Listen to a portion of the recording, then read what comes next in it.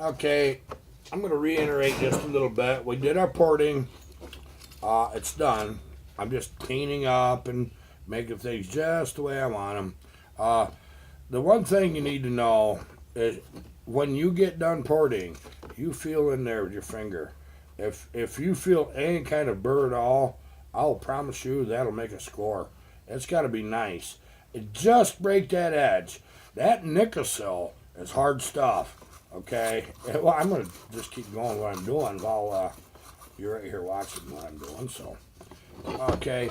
The thing is, I'll use stones. I use little files. Whatever gets the job done.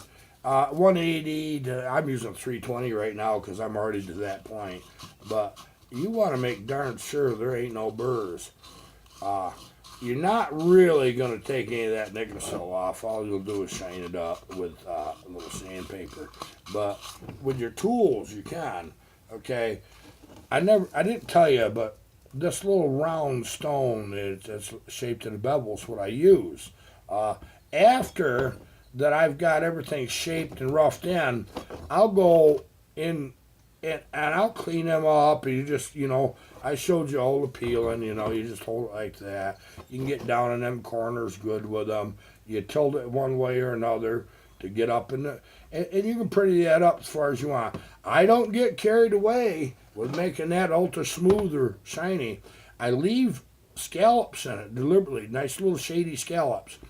That keeps your air fuel mixture from being in contact with the walls and taking the fuel out of suspension. If that's ultra smooth on your intake side or in your transfers, you will get droplets of fuel come out of the air and run in as just loose gas. That don't burn. It's got to be an actual gas, not a liquid. Okay.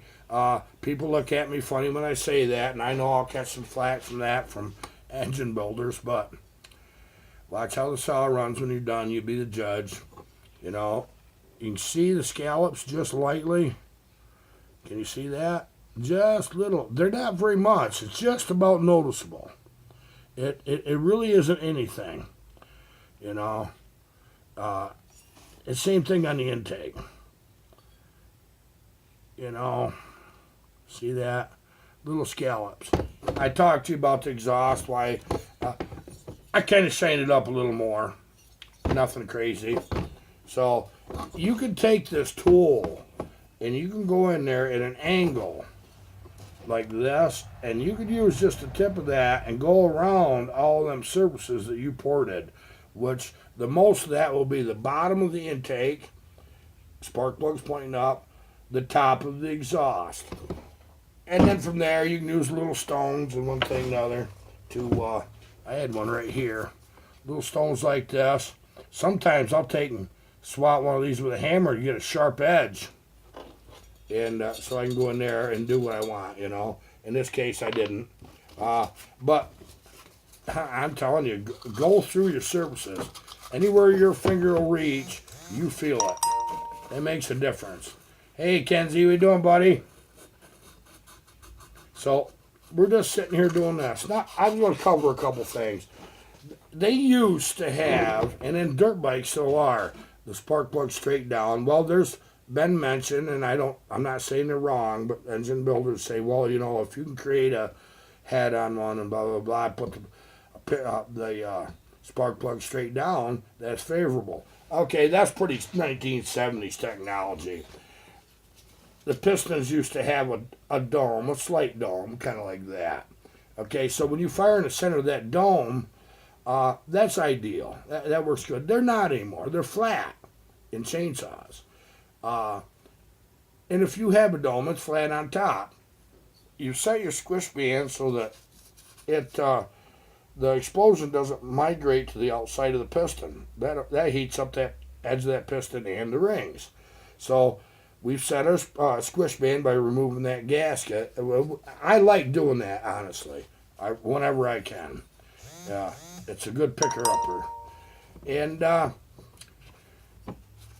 here's the deal with these engines now.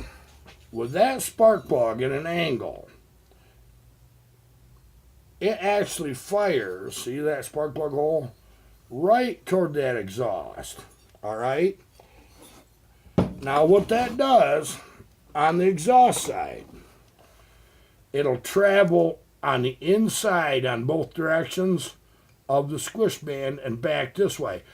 On the exhaust side, it only fires just off center, but has a tendency to fire on exhaust first.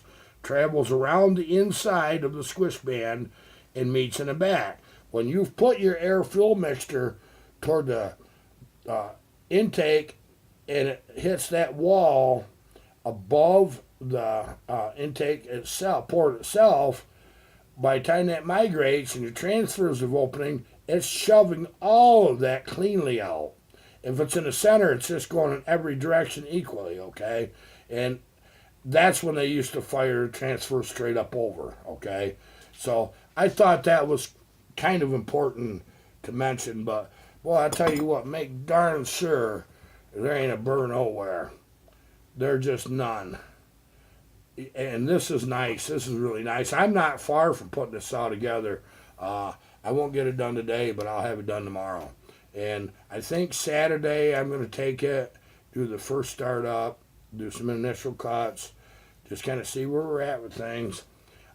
This saw is for Buck and Billy, but I think most of you already knew that because he mentioned it, that I was building this on his McCullough video, that Mac I sent him. And so, you know, he knows what's going on. Well, it's just great fun to watch how a saw is built when you know it's going to be your saw. And I do that for other people, too, that I build saws for. I've always done a personal video, but I think we'll start doing it this way. But I want this saw to run good. I sent him that 371. That's just a nice traditional logging saw. It's warmed up a bit. It's loyal. He knew what he wanted to see in a saw. He said, I want it to run like this, Harvey. My name's Harvey, by the way. Nice to meet all of you. He said, I want a saw to run this way. One thing. The other day I got thinking about it. I said, okay, we're going to do a big bore. I normally don't do big bores. I don't like extra weight that of the piston on the rotating assembly. I'm going to show you something funny. Most of them aftermarket are 2mm, right? Look at that. This is OEM. 51.4mm. That's what it is. That brings this saw to 75 cc's. I got a feeling that Husqvarna knew exactly how much extra weight they could handle. And I've used these before, and not to this extent on the Portward, but I've used them before. So if you have one of these cylinders and you say, well, I'm just going to order 2mm dome piston, put it in it, don't bother. They don't fit. You know, you go the whole route, go 2mm, and away you go.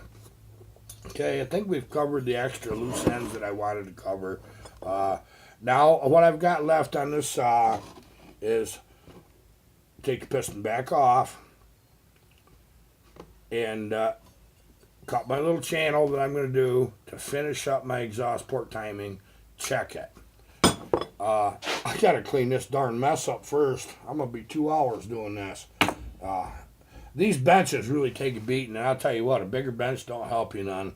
It just gives you more room. It's like having a real big shop. Christ, I can't hardly ever get in my shop, and it's big. But anyways, there you go, guys. I'm looking forward to the next video. This is the next one's the fun part for me. This is the fun part. It's all fun. Enjoy every minute of it. Later, guys.